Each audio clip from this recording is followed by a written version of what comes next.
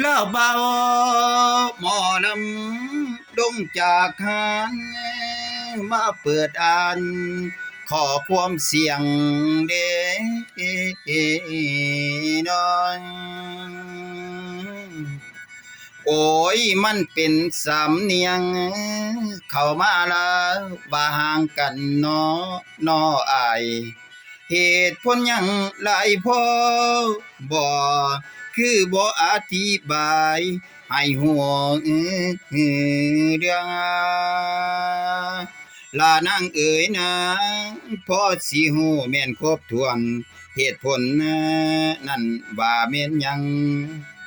ละดือว่าอายไปลำบ่ดือไปต่อมีหลายงานคือหานเบานอขอห่างเดือเส้นทางดาวางอายโอ้ยมันใหญ่อยู่คู่คืนลาเพิ่นมาเสียแตกบึนเวินเพิ่นนั้นแม่นหลอกแฟนฟังบ่มีหยังดอกเด้อนา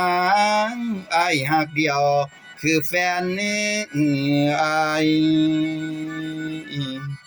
เดือเจ้าฟ้าหนอคนเบา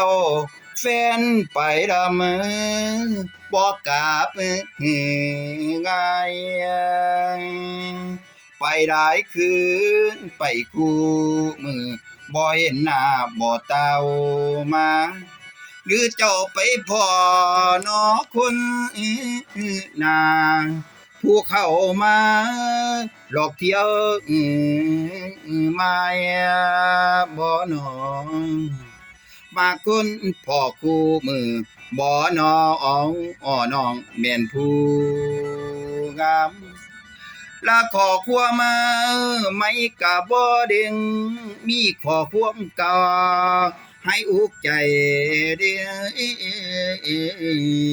น้องโอ้ยต่อไปมาน้อหลายได้เหตุผลหยังล่ะน้ออ้อน้องลากันสิเมื่อน้อถามเจ้ากะมีงานไล่ไปต้องอกใจเด้น้อบ่าวอาย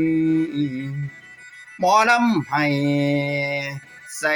แต่งานโอ้ยโอ้ยโอ้